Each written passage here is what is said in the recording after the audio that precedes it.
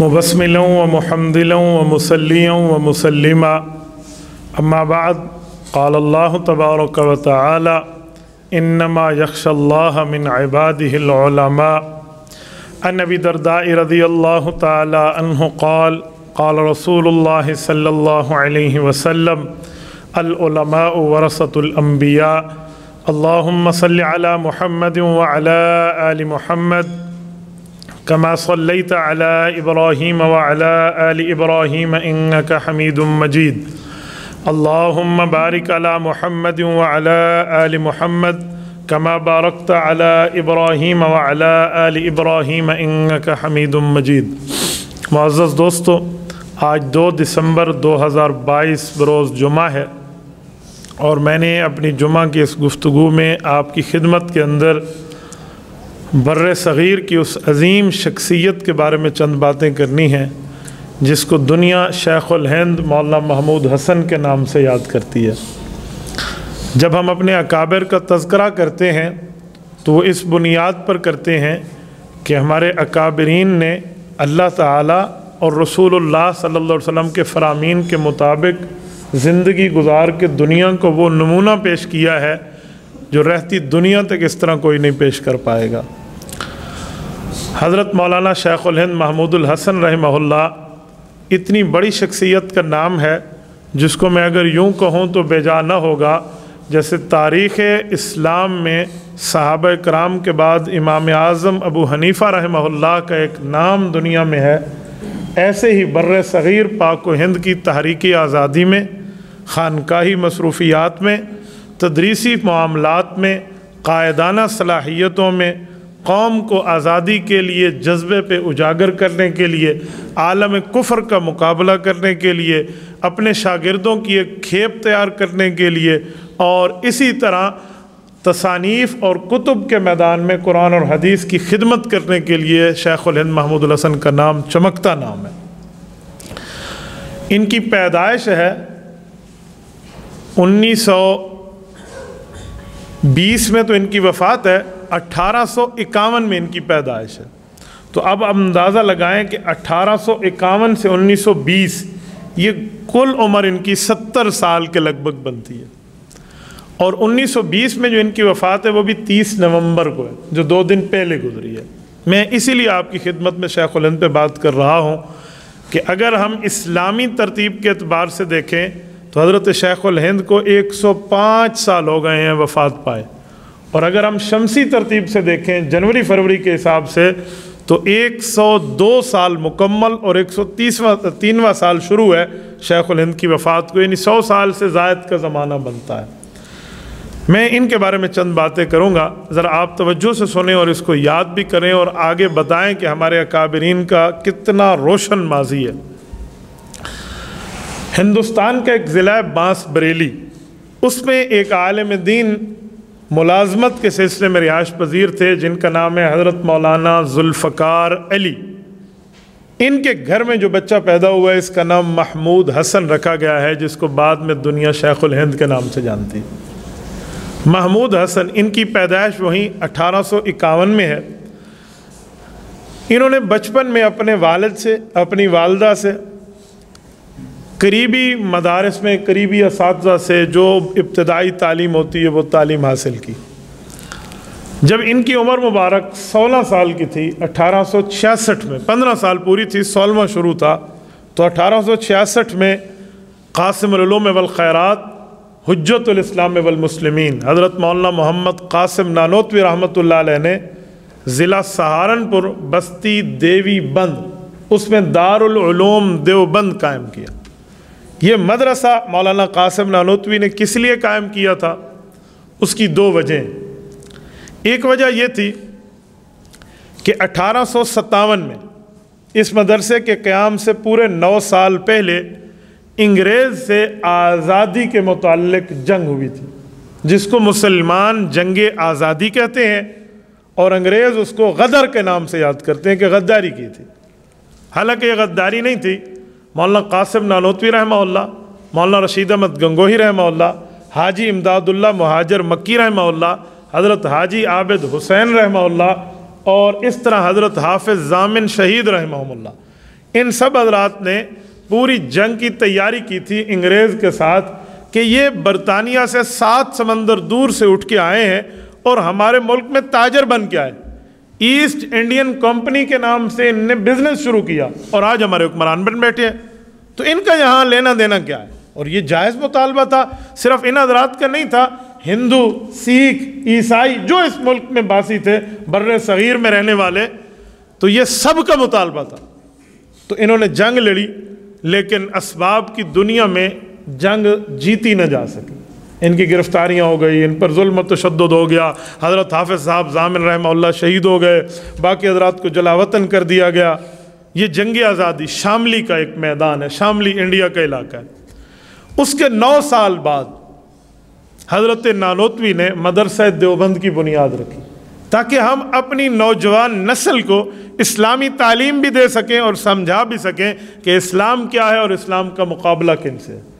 تو یہ جب مدرسہ دارالعلوم دیوبند بنا تو اس کی پہلی بنیاد تو یہی تھی کہ ہم اپنی قوم کو اسلام سے روشناس کر سکیں۔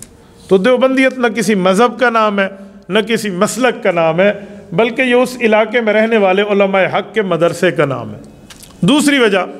دوسری وجہ یہ تھی کہ جو دین رسول اللہ صلی اللہ علیہ وآلہ وسلم نے مدینہ منورہ سے امت مسلمہ کو دیا تھا، وہ دین محمد جب ہندوستان میں پہنچا تو کچھ لوگوں نے اس دین میں کمی کی، کچھ نے اضافہ کیا۔ جن نے دین میں کمی کر کے لوگوں کو بتایا کہ یہ نہ کریں بس یہ کریں، یہ نہ کریں جی یہ کریں، اپنی طرف سے کمی کی، انہیں کہتے ہیں ملحد، الحاد والے، جو دین میں کمی کر دیتے ہیں۔ اور کچھ ایسے ظالم ہیں جو دین کو بڑھا دیتے تھے، دین میں اضافہ کر دیتے تھے، مثلا نمازیں 5 نہیں ہیں 7 ہے، سجدے 4 نہیں ہیں 2 رکعت میں نہیں 6، اس طرح کی غلط باتیں جس کو بدعت کہتے ہیں کہ دین بڑھا دینا۔ تو دین بڑھانے اور گھٹانے کا سلسلہ شروع تھا، تو مولانا نانوتوی رحمۃ اللہ علیہ نے دارالعلوم دیوبند قائم کر کے خالصتاً دین محمدی سمجھانے کے لیے ادارہ قائم کیا۔ اس کو آپ مذہب نہ سمجھیں، بلکہ یہ وہ مدرسہ ہے جس کی بنیاد پر دین اسلام کو خالص شکل میں امت کے سامنے پیش کیا گیا۔ اس مدرسے کے پہلے شاگرد شیخ الہند ہیں، یہ جو میں سمجھانے لگا ہوں، یہی مولانا محمود حسن رحمہ اللہ، مولانا ذوالفقار علی صاحب کے بیٹے، یہ اس مدرسے کے پہلے شاگرد ہیں۔ اور یہ مدرسہ کیسے رکھا گیا، اس کے لیے بھی ایک خواب دیکھا گیا تھا۔ وہ خواب یہ تھا کہ مولانا رفیع الدین رحمہ اللہ نے خواب دیکھا کہ رسول اللہ صلی اللہ علیہ وآلہ وسلم خواب میں تشریف لاتے ہیں اور آپ علیہ الصلوۃ والسلام ایک جگہ میں گول دائرہ لگاتے ہیں کہ یہاں سے دین کے فوارے پھوٹیں گے۔ تو وہ رسول اللہ صلی اللہ علیہ وسلم ان کے علاقے میں خواب کے اندر موجود ہیں اور نشان لگا رہے ہیں۔ تو یہ صبح اٹھے نہ اسی جگہ پہ گئے کہ یہاں کا خواب میں نے رات آپ علیہ السلام کو دیکھا، تو اللہ تعالیٰ کی قدرت دیکھیں، وہ نشان اصلی شکل میں موجود تھا۔ یہ بڑے حیران ہوئے کہ ہے تو خواب کی بات اور یہ اصلی شکل میں۔ تو ان نے حضرت نانوتوی باقی سب حضرات سے مشورہ کیا، انہوں نے اس جگہ مدرسے کی بنیاد رکھ دی۔ یہ ہے دارالعلوم دیوبند۔ آج دارالعلوم دیوبند ایک یونیورسٹی بن چکا ہے، پوری دنیا کے 283 ممالک میں ان کی فیض اور ان کے شاگردوں کی کھیپ پہنچ چکی ہے۔ لیکن جس جگہ یہ نشان لگایا تھا نا، وہ مدرسے کی پہلی عمارت ہے۔ آج وہاں ایک برآمدہ قائم ہے جسے 9 درہ کہتے ہیں، 9 درہ، 9 اس کے دروازے ہیں، ایک برآمدہ قائم ہے۔ اس جگہ کی اتنی شان ہے کہ اگر کسی طالب علم کو کوئی سبق یاد نہ ہوتا ہو نا تو استاذ اسے وہاں بھیج دیتے، وہ وہاں اس کتاب کو مطالعہ کر لے، سبق یاد ہو جاتا۔ یہ رسول اللہ صلی اللہ علیہ وسلم کی خواب کی برکت ہے۔ اور آپ اور ہم یہ بات جانتے ہیں کہ آقا انعامدار صلی اللہ علیہ وسلم نے فرمایا، من رآنی فی المنام فقد رآنی فإن الشیطان لا یتمثل بی، فرمایا خواب میں تم نے مجھے دیکھا تو مجھے ہی دیکھا، شیطان میری شکل اختیار نہیں کر سکتا۔ تو آقا انعامدار صلی اللہ علیہ وسلم کی برکت سے یہ مدرسہ یوں قائم ہوا۔ اچھا، جب اس مدرسے کو پڑھانے کی ترتیب ہے تو پہلا طالب علم شیخ الہند ہے، محمود حسن رحمہ اللہ۔ اتفاق دیکھیں، یہ اس وقت یہاں ایک انار کا درخت تھا، صرف ایک انار کا درخت۔ اب انار کے درخت کی کیا چھاؤں ہوگی، اس درخت کے نیچے بیٹھ کے شیخ الہند نے سبق شروع کیا، اور جس استاد سے شروع کیا ہے استاد کا نام بھی وہی ہے جو شاگرد کا نام ہے۔ استاد کا نام تھا مولانا محمود اور یہ شاگرد ہے محمود حسن۔ تو استاد بھی محمود ہے، شاگرد بھی محمود ہے، یہ بھی اتفاق تھا۔ اور اس انار کے درخت تلے جو آج ایک اسلامی یونیورسٹی ہے پوری دنیا میں، یہ پھیل چکی ہے۔ اس حد تک اس دارالعلوم دیوبند کا فیض ہے، مولانا قاسم نانوتوی رحمۃ اللہ علیہ کے جو پوتے ہیں قاری محمد طیب قاسمی رحمہ اللہ، یہ ہمارے شیخ الحدیث و تفسیر حضرت مولانا علاؤ الدین نور اللہ مرکزہ کے استاذ ہیں۔ قاری طیب صاحب فرماتے ہیں کہ ایک مرتبہ مجھے افریقہ کے جزیروں میں کہیں، وہ دور دراز جہاں کشتیاں اور پتہ نہیں سمندری جہازوں کے ذریعے مجھے پہنچنا پڑا، میں وہاں گیا تو انہوں نے کہا وہاں ایک اللہ والا رہتا ہے، اس سے دعا کراؤ۔ تو کہتے ہیں ہم نے افریقہ کا سفر کیا، تو ہم نے کہا چلو اتنا سفر کرنا بھی مسئلہ نہیں ہے، وہاں جاتے ہیں۔ کہتے ہیں ہم نے اللہ والے کی زیارت کی، اس سے دعائیں لیں۔ بہت بوڑھے آدمی تھے، ان کی بھویں بڑی ہوئی تھیں اور بالکل سفید ریش تھے، یعنی بھووں کے بال بھی سفید ہو چکے تھے۔ تو جب تعارف ہوا نا تو انہوں نے پوچھا کہ آپ کہاں سے ہیں؟ تو انہوں نے کہا جی میں ہندوستان سے ہوں۔ تو ان کے چہرے پر مسکراہٹ آئی۔ انہوں نے کہا ہندوستان میں کہاں سے؟ تو انہوں نے کہا حضرت آپ اتنی دور آپ ہمارے علاقے کو کیسے جانتے؟ انہوں نے کہا بتائیں۔ انہوں نے کہا جی میں بستی دیوبند سے ہوں۔ تو بزرگ رونے لگ گئے اور یہ سمجھے کہ پتہ نہیں میری وجہ سے ان کو کوئی تکلیف ہوئی۔ تو ساتھیوں کہنے لگے کہ میری موت کا وقت قریب ہے اور میرے لیے نصیحت تم ذہن میں رکھ لو کہ ہم لوگ اہل حق ہیں۔ تو انہوں نے کہا حضرت ہمیں یہ دو باتیں سمجھ نہیں آئی۔ فرمایا یہ جو بندہ ہے نا یہ اس علاقے کا ہے جہاں سے میں پڑھ کے آیا تھا اپنے بچپن میں، مولانا قاسم نانوتوی رحمۃ اللہ علیہ سے، اور میں نے اللہ تعالیٰ سے یہ بات کی تھی دعا میں کہ میرے مولا اگر میرے استاذ کا پڑھایا وہ سبق مجھے حق ہے تو میں اپنے استاذ کا فیض اپنے علاقے تک پہنچ کے دیکھوں پھر مجھے موت آئے۔ تو کہا آج میں اپنے استاذ کا فیض اپنے علاقے میں دیکھ رہا ہوں۔ تو مولانا قاری طیب سے فرمانے لگے کہ حضرت آپ تو ہمارے دادا جی کے شاگرد ہیں، مولانا قاسم نانوتوی تو میرے دادا جی ہیں۔ تو میری بات کا مطلب اتنا فیض رسالت مآب علیہ الصلوۃ والسلام کے ایک خواب سے پھیلا ہے، تو آپ اندازہ لگائیں اس میں کتنی مزید برکات ہوں گی۔ تو شیخ الہند اس مدرسے کے پہلے استاد ہیں۔ میں 3-4 چیزیں میں عرض کرتا ہوں۔ انہوں نے جو تعلیم حاصل کی ہے اس تعلیم میں حضرت شیخ الہند نے مولانا قاسم نانوتوی سے بھی پڑھا ہے، مولانا رشید احمد گنگوئی سے بھی پڑھا ہے، حضرت حاجی صاحب سے بھی اسباق روحانی حاصل کیے ہیں، اور ملا محمود جو مولانا محمود ان کے استاد سے ان سے بھی پڑھا ہے۔ حضرت اس حد تک ادب کے انداز میں پڑھا کرتے تھے کہ اپنے استاذوں کا ادب ان میں اتنا تھا کہ دوسرا لفظ اس پہ نہیں ہوتا۔ ایک مرتبہ ان کے استاد مولانا قاسم نانوتوی رحمہ اللہ بیمار ہو گئے، 7 میل کا سفر تھا کہتے ہیں۔ ایک اور بھی واقعہ لکھا کہ شاید اس سے بھی زیادہ تھا، گھوڑے پر بٹھا کے لے جانا تھا استاذ کو، وہ بخار میں تھے تو انہیں گھوڑے پہ بٹھایا، ساتھ پیدل چلے اور کمر کو ایک ہاتھ کے ساتھ سہارا بھی دیا رکھا، یعنی اس طرح چلتے تھے۔ اور استاد کی اہلیہ ان کی گھر والی کی قدر ایسے کرتے، کہتے ہیں جب سفر پہ جا رہے تھے تو اپنی استاذ کی اہلیہ کی جوتے لے کر نا اس کو سر پہ رکھتے، ان کی خدمت کرتے، بعض اوقات ان سے دعائیں کراتے۔ تو اس طرح حضرت شیخ الہند رحمہ اللہ نے طالب علمی میں اپنے اساتذہ کی عزت، اپنے اساتذہ کا احترام بجا لایا اور استاذوں کی قدر کی۔ اساتذہ کی اولاد کی قدر بھی کرتے تھے۔ مولانا قاسم نانوتوی رحمۃ اللہ علیہ کے بیٹے ہیں، قاری طیب قاسمی رحمہ اللہ کے استاذ والد ہیں مولانا احمد نانوتوی رحمہ اللہ، وہ شیخ الہند کے اگرچہ شاگرد تھے لیکن استاد کا بیٹا تھا نا، تو جب وہ آتے نا عالم بننے کے بعد کی بات ہے تو ان کے لیے اپنے ساتھ کرسی لگوا کر ساتھ بٹھایا کرتے تھے، یعنی اس حد تک اپنے استاد کے اولاد کا بھی انہوں نے احترام کیا۔ میں نے کہا نا کہ اس تاریخ میں 2 بندے ہیں صحابہ کے بعد، ایک حضرت امام اعظم ابو حنیفہ رحمہ اللہ جن کی عمر تقریباً 70 سال کے لگ بھگ بنتی ہے، اور ایک شیخ الہند ہے ان کی عمر بھی 70 سال کے لگ بھگ بنتی ہے۔ ان نے 2 کام ایسے کیے ہیں کہ ان کے ساتھ بڑی مشکل سے شاید کوئی شریک ہو۔ ایک کتب کا ذخیرہ دیا، ہر مسئلے پر کتاب، یہ مسئلہ، یہ دین کی بات، یہ دین کی بات لکھ کے امت کو باقاعدہ مدون کر کے دین لکھوایا۔ امام اعظم ابو حنیفہ نے جو صحابہ سے پڑھا تھا، صحابہ سے سمجھا تھا۔ دوسرا امام ابو حنیفہ رحمہ اللہ نے شاگردوں کی کھیپ تیار کر کے دیے۔ امام ابو حنیفہ رحمۃ اللہ علیہ نے جو صحابہ کرام سے پڑھا اپنے ان شاگردوں تک باتیں پہنچائی ہیں، عرب، عجم، فارس، پتہ نہیں کہاں کہاں سے لوگ ان سے پڑھنے آتے اور ان کے شاگرد باقاعدہ دنیا میں جا کر دین پھیلاتے۔ تو یہ 2 کام امام ابو حنیفہ رحمہ اللہ کے ہیں، اور اس میں اور کوئی امام شریک نہیں ہے۔ اسی طرح انہی کے متبعین میں شیخ الہند ہے۔ حضرت شیخ الہند رحمہ اللہ نے وہ معاملات دیے ہیں، یقین مانے عقل دنگ رہ جاتا ہے کہ حضرت شیخ الہند نے اس طرح حضرت امام اعظم ابو حنیفہ رحمہ اللہ کی طرح اپنے شاگرد بھی تیار کیے ہیں، اور امام اعظم ابو حنیفہ رحمہ اللہ کی طرح انہوں نے کتابیں بھی لکھوائی ہیں، قرآن کریم کے ترجمے سے لے کر احادیث پاک کی تشریح تک۔ میں آگے آپ کو تفصیل میں عرض کرتا ہوں، ایک چیز حضرت شیخ الہند نے لکھوائی ہے، تو یہ ہے شیخ الہند محمود الحسن، ایک آزادی کا ستارہ۔ اچھا، اس بارے میں یہ بھی ذہن میں رکھیں کہ صرف پڑھنا پڑھانا نہیں تھا، عبادت میں بھی شیخ الہند رحمہ اللہ کا اس طرح کارنامہ تھا۔ کہتے ہیں ایک دفعہ رات کو عبادت کرتے ہوئے پاؤں مبارک میں ورم آ گیا، تو سلام پھیرا تو یہ نہیں کہا کہ اب نماز نہیں پڑھوں گا، کہنے لگے یہ بھی سنت کی موافقت ہو گئی۔ حدیث پاک میں اما عائشہ رضی اللہ عنہ فرماتی ہیں اللہ کے رسول لمبی لمبی نماز پڑھتے کہ پاؤں میں ورم آ جاتا، تکلیف آ جاتی، یعنی اس تکلیف کو بھی سنت کی طرف اشارہ کر کے کہا، یہ نہیں کہا کہ مجھے یہ ہو گیا تو چلو آج کے بعد میں نے یہ عبادت بھی نہیں کرنی۔ حضرت شیخ الہند رحمۃ اللہ علیہ کا یہ معمول تھا کہ اپنے اساتذہ اور اپنے شیوخ کی قدر کرتے تھے۔ مولانا نانوتوی رحمۃ اللہ علیہ کے استاد ہیں، حضرت نانوتوی جب تک زندہ رہے یہ ان کی عزت احترام فرماتے، ان سے بیعت تھے۔ حضرت نانوتوی کو کبھی نام لے کر نہیں پکارا، حضرت الاستاذ کہتے تھے، اور یہ منطق کا سبق پڑھتے پڑھاتے تھے۔ جس دن حضرت ان کے استاد فوت ہوئے، ان نے منطق کا سبق، فلسفے کا سبق پڑھانا چھوڑ دیا۔ کہنے کا کیوں؟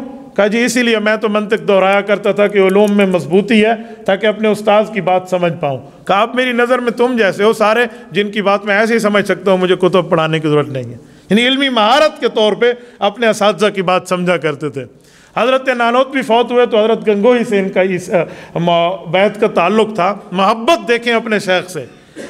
جمعرات کے دن سبق کی چھٹی ہوتی مدرسہ دیوبند سے، گنگوہ وہاں سے 49 کلومیٹر دور ہے، 49 کلومیٹر موجودہ دور کا۔ پرانے جو پکے میل تھے وہ 31-32 میل بنتے ہیں۔ تو حضرت شیخ الہند پیدل جایا کرتے تھے، وہاں دارالعلوم دیوبند سے عصر کے وقت چلتے اور عشاء کے بعد جا کر اپنے استاذ کی خانقاہ میں اپنے شیخ کے پاس پہنچتے، رات وہاں گزارتے، جمعہ وہیں پڑھتے، جمعہ کے بعد عصر کے وقت وہاں سے چلتے، پھر جمعہ شام کو پہنچ آتے کہ ہفتے کے دن میں نے سبق پڑھانا۔ یعنی ان کا معمول سردیوں میں گرمیوں میں ہر وقت ہوا کرتا تھا۔ حضرت شیخ الہند رحمۃ اللہ تعالیٰ علیہ نے جو دین کی خدمات کی ہیں ان میں صحیح بخاری کے تراجم لکھوائے ہیں، سنن نبی داؤد کی تصحیح لکھوائی ہے، اس طرح ان نے فتاوی لکھوائے ہیں، ادلہ کے اوپر اپنے دلائل قائم کیے ہیں، اور بہت سے عنوانات پہ قرآن اور حدیث کے ساتھ صحابہ کرام اور اہل بیت کی مثالوں پر دین اسلام کو واضح کیا ہے۔ ان میں ان کا رہتا چمکتا ایک کام جو ہے وہ قرآن کریم کا ترجمہ ہے، جس کو آپ اور ہم تفسیر عثمانی کے نام سے جانتے ہیں۔ تو یہ شیخ الہند نے کہاں لکھا تھا؟ انگریز سے انہوں نے جنگ میں باقاعدہ انقلابی اور تحریکی کام کیے تھے۔ وہ کیا تھا؟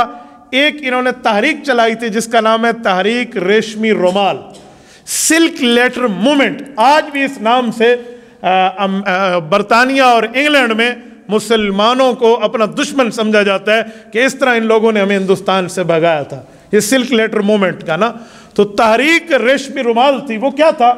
ایک ریشمی رومال میں مہارت دیکھیں، اس طرح خط لکھوایا گیا اپنا پورا پلان کہ ہم یوں کریں گے، یوں کریں گے، انگریز کے خلاف نکلیں گے، اپنے ملک کی آزادی کرائیں گے۔ عام بندہ اسے رومال سمجھتا کہ رومال ہے، لیکن دھاریوں میں یوں لکھا ہوا ہوتا تھا کہ اسے ڈیکوڈ وہ کر سکتا تھا جو اس کا ماہر ہوتا۔ یہ شیخ الہند کا کارنامہ تھا، اور اس کے لیے انہوں نے گنگوہ شریف، دارالعلوم دیوبند، ہمارے اب تو تقسیم کے بعد پاکستان میں آ گیا امروٹ شریف سندھ والا، دین پور شریف حضرت درخواستی رحمۃ اللہ علیہ کا خانپور رحیم یار خان سے، اس طرح چکوال کے کچھ ایریاز، یہ تو بر صغیر کے تھے۔ اس کے بعد کابل تھا، ماسکو تھا، ایک ایک جگہ، استنبول تھا، مکہ مکرمہ، یہاں ایک ایک جگہ حضرت شیخ الہند نے اپنے شاگردوں کو بھیجا ہوا تھا کہ ہم نے انگریز کے خلاف یہ چلنا ہے۔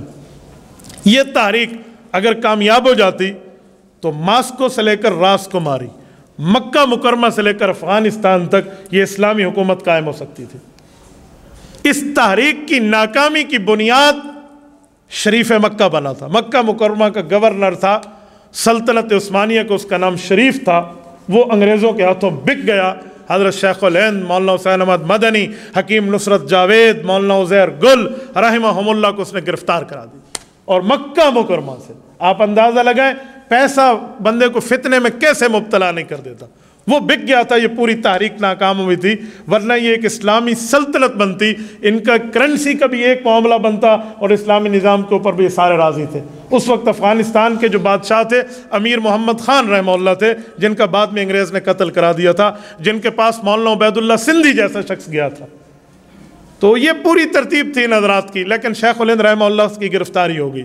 یہ گرفتاری میں حضرت شیخ الہند کو لے کر گئے مالٹا میں، یہ مالٹا مصر کے جزیرے میں، وہاں پر جا کے قید کیا۔ بڑھاپے کا زمانہ تھا، شیخ الہند کا اسباق پڑھا چکے تھے، شاگرد تیار کر چکے تھے۔ وہاں پہ جب یہ پہنچے تو انہوں نے اس جگہ جہاں ظلم و تشدد کا بازار گرم تھا، تو شیخ الہند نے قرآن کا ترجمہ لکھا ہے۔ یہ جو آپ کے اور میرے پاس شاہ ولی اللہ کے بعد اگر اردو ترجمہ اس دھرتی پر کسی کو ملا ہے قرآن کریم کا آسان سلیس زبان میں، تو شیخ الہند مولانا محمود حسن رحمہ اللہ کا لکھا ہوا تھا۔ اس ظلم اور تشدد کے باوجود پتہ ہے وہاں مظالم کیا ہوتے؟ ان مظالم کو میں ایک ہی جھلکی میں آپ کو بتاتا ہوں۔ انگریز نے جو ان پہ ظلم کیے تھے، وہ ظلم انہوں نے اپنی زندگی میں حضرت شیخ مولانا حسین احمد مدنی رحمہ اللہ کو فرمایا تھا کسی کو نہ بتانا۔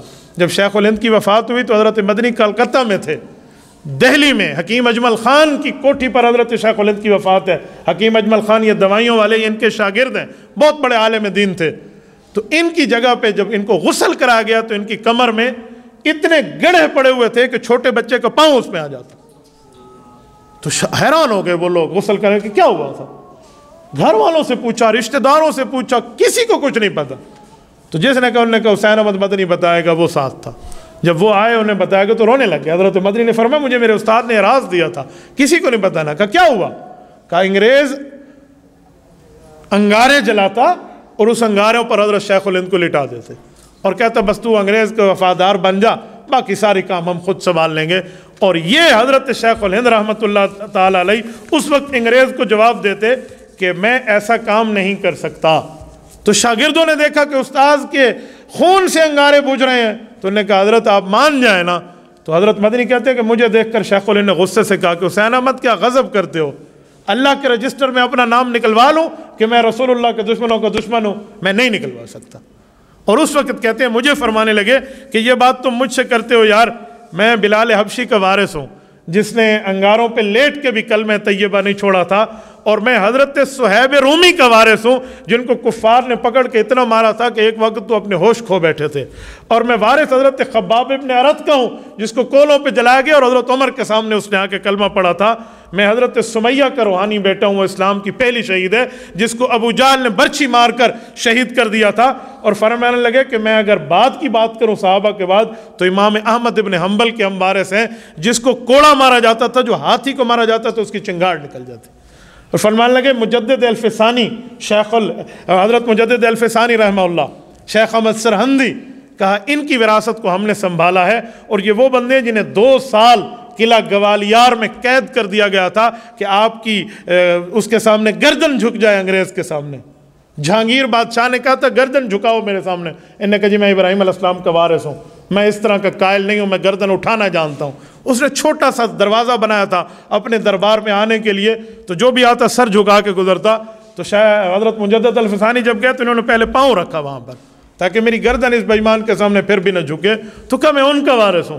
اور آخر میں حضرت مدنی کو فرمان لگے کہ شاہ ولی اللہ محدث دہلوی کو تو جانتے ہو جس کے انگوٹھے کاٹ دیا گیا تھا کہ سچ لکھتا کیوں ہے، تو میں ان کا وارث ہوں، میں نے انگریز کے اسکولوں کے سامنے سر نہیں جھکانا۔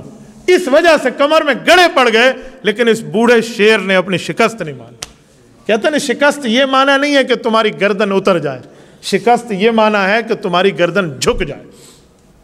کسی شاعر نے اسی موقع پہ کہا ہے کہ جفا کی تیغ سے گردن وفا شعاروں کی کٹی ہے برسر میدان مگر جھکی تو نہیں۔ یہ مالٹا میں اپنے گھر سے ہزاروں کلومیٹر دور وہاں کی قید کاٹی، اور جب دیکھا کہ مرنے کے قریب ہے تو انگریز نے چھوڑ دیا، اور 5 ماہ میں پھر آپ میں فوت بھی ہو گئے تھے۔ لیکن اس 5 ماہ میں یہ شخص شیخ الہند رکا نہیں ہے۔ ان 5 ماہ میں کیا کارنامے کیے ہیں میں آپ کو بتاؤں، آپ حیران ہو جاؤ۔ ترجمہ تو مکمل ہو چکا تھا، 5 پاروں کی تفسیر بھی لکھی، اور باقی حضرت مولانا شبیر احمد عثمانی رحمہ اللہ کے حوالے کی کہ آپ اس قرآن کی تفسیر کو مکمل کرنا، تبھی اس کا نام تفسیر عثمانی ہے۔ اور پھر اسی عرصے میں ایک ایک جگہ وزٹ کیا، بیمار ہو جاتے تو چارپائی پہ اٹھا کر جیسے جنازہ لے جاتے ہیں ایسے ان کو لے جاتے اور یہ جلسے کی صدارت فرماتے اور عوام کو متنبع کرتے۔ جس وقت حضرت شیخ الہند کی 30 نومبر 1920 کو وفات ہوئی ہے، اس وقت بھی اپنے گھر سے دور دہلی میں حکیم اجمل خان کے پاس موجود تھے، اور وہاں پر علی گڑھ کے طالب علموں کو، کالج کے طالب علموں کو جمعیت علماء ہند میں داخل کرنے کے لیے، اس مسائل میں سمجھانے کے لیے اور انگریز کے مقابلہ کرنے کے لیے وہاں رکنیت کے معاملات پورے فرما رہے تھے جس وقت وفات ہوئی ہے۔ یعنی اس حد تک اس بندے نے کام کیا ہے۔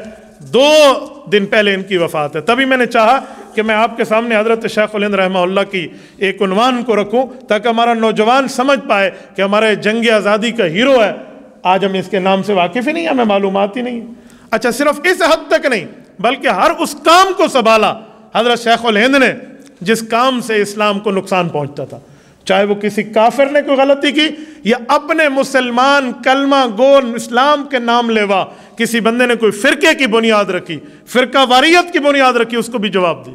اور حضرت شیخ الہند رحمۃ اللہ علیہ کی کرامت ہے کہ جب کسی فرقہ واریت والوں کو جواب دیتے، سمجھاتے، ان کے جواب میں جو آتا، اگر وہ گالی دینے والا ہوتا تو وہ اسلام بھی چھوڑ چکا ہوتا، ایک مرتبہ ایسے ہوا حضرت شیخ الہند نے ادلہ کاملہ لکھ کر امام اعظم ابو حنیفہ کی فقہ کے دفاع میں لوگوں کہا کہ امام ابو حنیفہ کو گالیاں نہ دو، آپ غلط کہہ رہے ہو، تمہیں معلومات نہیں ہیں۔ تو سامنے والوں نے ایک مولوی صاحب کی خدمات لی پیسوں کے عوض، اور حکیم احسن امروہی کی وہ خدمات لے کے مولانا کے خلاف کتاب لکھوا دی۔ چند دن ہی گزرے تھے کہ وہ حکیم احسن امروہی قادیانی ہو کر مرا۔ یعنی اس طرح جو ہے نا حضرت شیخ الہند نے ایک ایک موقع پہ ہر چیز کو سنبھالا تھا، کبھی بھی کسی چیز کو چھوڑا نہیں تھا۔ اور میں نے آپ کو کہا نا کہ ان نے ایک شاگردوں کی کھیپ تیار کی ہے۔ شیخ الہند کے شاگردوں کا بندہ نام سنے نا، ان کے شاگرد بھی آسمان علم کے ایک چمکتے ستارے ہیں۔ مولانا انور شاہ کشمیری رحمہ اللہ سے کون واقف نہیں ہے؟ یہ شیخ الہند کے شاگرد ہیں۔ مولانا اشرف علی تھانوی رحمۃ اللہ سے کون واقف نہیں ہے؟ یہ شیخ الہند کے شاگرد ہیں۔ مولانا عبید اللہ سندھی رحمہ اللہ حضرت شیخ الہند کے شاگرد ہیں۔ بانی تبلیغی جماعت حضرت مولانا الیاس دہلوی رحمۃ اللہ علیہ شیخ الہند کے شاگرد ہیں۔ اسی طرح مولانا سید اصغر حسین رحمہ اللہ جنہوں نے ابو داؤد شریف کی شرح لکھی حدیث پاک کی، یہ ان کے شاگرد ہیں۔ اور بانیان پاکستان میں ایک چمکتا نام علامہ شبیر احمد عثمانی رحمہ اللہ شیخ الہند کے شاگرد ہیں۔ مولانا مفتی اعظم ہند مفتی کفایت اللہ دہلوی رحمہ اللہ ان کے شاگرد ہیں۔ حضرت مولانا اعزاز علی رحمہ اللہ ان کے شاگرد ہیں۔ مولانا سید حسین احمد مدنی رحمہ اللہ شیخ الہند کے شاگرد ہیں، اور مولانا احمد علی لاہوری رحمہ اللہ شیخ الہند کے شاگرد ہیں۔ اتنے بڑے بڑے اکابرین جو انہوں نے میدان میں اتارے ہیں، یقین مانیے حضرت شیخ الہند رحمۃ اللہ تعالیٰ علیہ کی اس کارنامے کو رہتی دنیا تک سلام پیش ہوتا رہے گا کہ اتنے بندے انہوں نے رجال کار تیار کیے ہیں جو رہتی دنیا تک اپنی ذات میں قائدانہ حیثیت رکھتے ہیں۔ حضرت شیخ الہند جب گرفتار ہو کر وہاں وقت گزارا، مالٹا سے واپس آئے، جزیرہ مالٹا سے، تو آ کر فرمایا کہ میں نے گرفتاری میں 2 چیزوں کا تجربہ لیا ہے، وہ میں 2 چیزیں آپ کے سامنے پوری زندگی کا نچوڑ پیش کر رہا ہوں، یہ 2 چیزیں سمجھ جاؤ تو یقین مانے تمہیں کبھی دشمن شکست نہیں دے گا۔ فرمایا نمبر 1 کہ تم نے قرآن و سنت، قرآن اور دین کو چھوڑ دیا ہے۔ قرآن کریم اور دین سے اپنے تعلق کو مضبوط کر لو، اور آپس میں اختلاف اور خانہ جنگی تک نہ پہنچو، یہ کام آپ چھوڑ دو تو یقین مانے آپ کے اوپر کوئی دشمن کبھی غالب نہیں آ سکتا۔ حضرت شیخ الہند رحمۃ اللہ علیہ نے اسی لیے درس قرآن کے لیے مکاتب قائم کیے، لفظی اور معنوی طور پہ ہر جگہ علماء کرام عوام کو درس قرآن دے کر قرآن سے روشناس کرائیں، اور پھر آپس کے جنگ و جدال سے ختم کرنے کے لیے جمعیت علماء ہند کی بنیاد رکھی، اور اس بنیاد پر انہوں نے انگریز کے خلاف اور سامراج کے خلاف ایک جد و جہد کی بنیاد رکھی۔ یہاں اس بات کا تھوڑا سا مطلب میں بتا دوں کہ یہ جو جملہ ہے کہ آپس کی باہمی جنگ و جدال اور خانہ جنگی نہ کرو، اس کا یہ مطلب نہیں ہے کہ آپ کے مذہب پہ، اسلام پہ کوئی اٹیک کرے، جھوٹا کہے، غلط کہے، اور آپ پھر بھی خاموش رہے جی آپس کے اختلاف نہیں ہے۔ اس کا مطلب یہ ہے کہ آپس میں جہاں تک تمہارے مشترکات ہیں، جس چیز پر ہم اکٹھے ہو سکتے ہیں، وہاں تک اتحاد کو برقرار رکھا جائے۔ ہاں جو شاطر ہو، شاطر کو جواب دینا تو حق بنتا ہے، کیونکہ شیخ الہند کے تمام شاگردوں نے اہل باطل کو جواب بھی دیے ہیں، اہل فساق کو جواب بھی دیے ہیں، ورنہ اس کا مطلب یہ نہیں ہے جیسے عام طور پہ سمجھایا جاتا ہے۔ ربیع الاول کا مہینہ تھا، 1839 ہجری تھی، 30 نومبر تھا، اور 1920 عیسوی تھی، حضرت شیخ الہند رحمہ اللہ کی وفات ہے۔ اور وفات کے وقت بھی بڑی عجیب بات ہے، حافظ محمد الیاس صاحب موجود تھے، مفتی کفایت اللہ دہلوی صاحب ان کے شاگرد موجود تھے، ان نے سورۃ یاسین پڑھی، اور سورۃ یاسین بڑی توجہ سے سنی، اور اپنی ہاتھ اور اپنے پاؤں کو خود سیدھا کیا، اور جب سورۃ یاسین کا آخر ہونے لگا نا، اس وقت 3 مرتبہ شیخ الہند نے اللہ اللہ اللہ کہی، اور اپنی آنکھیں بند کی، لیکن امت کی آنکھیں کھول گیا۔ یہ پوری دنیا کی آنکھیں کھول گیا ہے، یہ وہ بندہ ہے۔ تو میں 4 باتیں کر کے ان کی پوری زندگی پر بات ختم کر رہا ہوں۔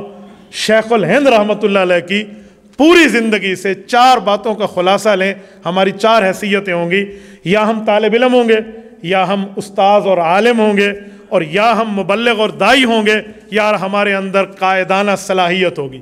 تو ان 4 میں ہمیں سبق ملتا ہے۔ اگر کوئی طالب علم ہے تو وہ حضرت شیخ الہند سے 5 باتوں میں سبق لے سکتا ہے۔ استاذوں سے محبت بھی کرے، اساتذہ سے، اور ان کا ادب بھی کرے، اپنے علم پر عمل کرے، اپنے اسباق کی پابندی کرے، راتوں کو عبادت کرے، دعاؤں کا اہتمام کرے، یہ 5 چیزیں۔